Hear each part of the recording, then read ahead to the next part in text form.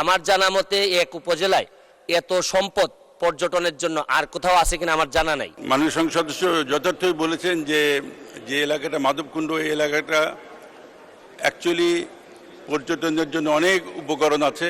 আমার নির্বাচনী এলাকা হবিগঞ্জ ৪, মাধবপুর চুনারঘাটে 25টা চা বাগান এবং 2টা রিজার্ভ ফরেস্ট আছে।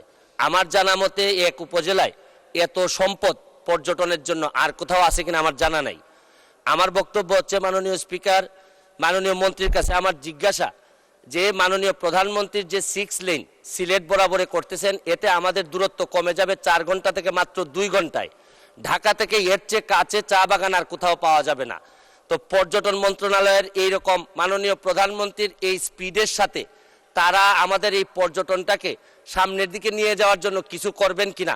আমি যাকে হারিয়ে এই মহান সংসদে আসছি, উনিও মাননীয় প্রধানমন্ত্রী আমাদের পর্যটন প্রতিমন্ত্রী ছিলেন, উনার করার সুযোগ ছিল, উনি করেন নাই বলে হয়তো উনি এই সংসদে এইবার আসতে পারেন না। মাননীয় সদস্য, মাননীয় মন্ত্রী।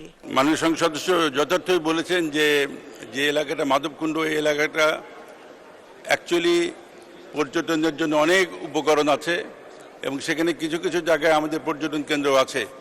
যদি মাননীয় সংসদ সদস্য স্পেসিফিক্যালি কোনো জায়গার কথা বলেন এবং আমাদের সঙ্গে দেখা করেন, তাহলে আমরা সেখানে পর্যটন কেন্দ্র করা যায় কিনা সেটা বিবেচনা করা হবে।